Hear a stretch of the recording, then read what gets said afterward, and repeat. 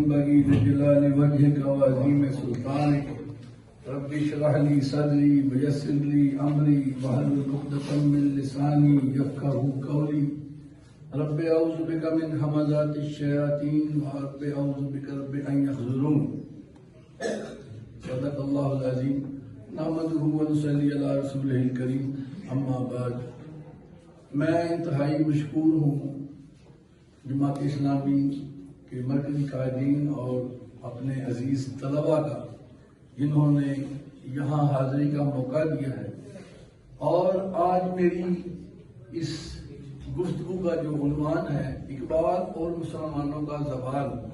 پہلے تو میں آپ سے یہ عرض کرنا چاہوں گا کہ اقبال کو سمجھنے کے لیے ایک عرصہ، ایک زندگی، ایک وقت درکار ہے۔ اقبال ایک عالمگیر شخصیت، ایک عالمگیر شاعر کی حیثیت سے پہچانے جاتے ہیں۔ آپ لوگ یہ سمجھتے ہیں کہ اقبال کی جو پہلی کتاب ہے وہ بانگ درا ہے، کیونکہ وہ اردو میں ہے۔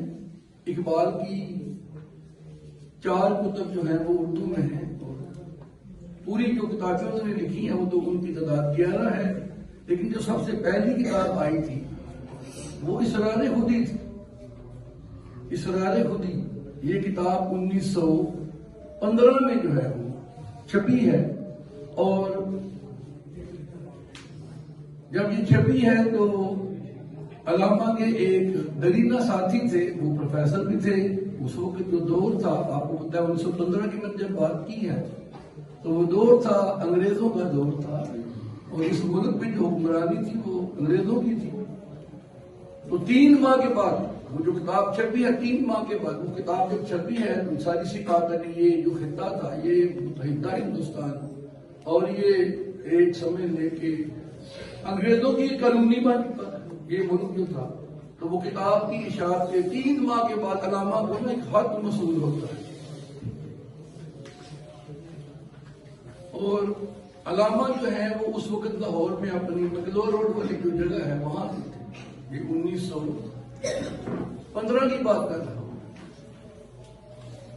تو ایک تار آتی ہے تو علی بخش ان کا ملازم ہے، جس نے تقریباً بقول ان کے خاندان کے 42 سال خدمت کی ہے علامہ کے لوگ خاندان والوں۔ علامہ کی وفات کے بعد بھی وہ وہیں پہ رہا، جدید منزل میں رہا۔ تو علامہ کے پاس وہ خط لے کے آتا ہے، علامہ نے وہ خط جو ہے کھولا ہے تو ان کی آنکھوں میں جو ہے وہ آنسو کی جڑی جو ہے وہ لگ گئی۔ علی بخش نے یہ سمجھا کہ شاید گھر سے کوئی اطلاع ایسی موصول ہوئی ہے کہ یا تو والد صاحب کی طبیعت خراب ہے یا پھر کوئی بھائی کی طبیعت خراب ہے۔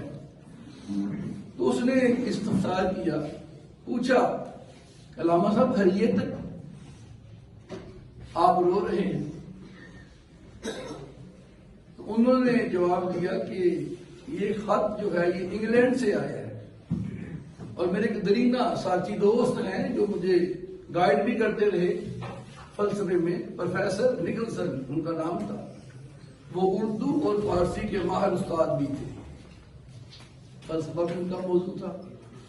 تو انہوں نے لکھا ہوا تھا، یہ ایک اقبال کو ایک مکتوب میں لکھا ہوا تھا کہ I need to have your consent to write your book in my language so that my nation they can aware their eyes, open their eyes، کہ میں آپ کی اجازت چاہتا ہوں کہ جو کتاب آپ نے لکھی ہے اس کا انگریزی میں ترجمہ کر سکوں تاکہ میری قوم کی آنکھیں کھل سکیں، کیونکہ وہ کتاب کا نام تھا اسرار خودی، خودی کے اسرار، بید، راز۔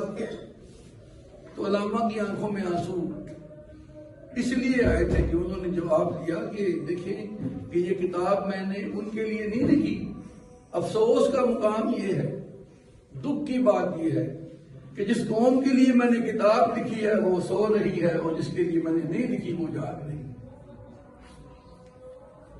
تو جب علامہ کا جو سفر ہے یورپ کا یہ 1905 سے شروع ہوتا ہے اور 1908 تک وہ سفر رہا ہے۔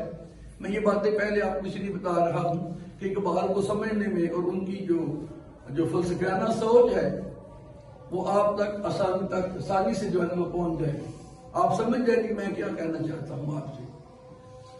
پہلا سفر جو ہے وہ اسٹڈی کے بعد آپ کی تعلیم، ہائر تعلیم کے لیے جب وہ جاتے ہیں 1905 کا زمانہ، تو وہاں پہ جو لائبریری تھی انگلینڈ میں، وہاں پہ انہوں نے کتابیں دیکھی ہیں ابو القاسم الزہراوی کی۔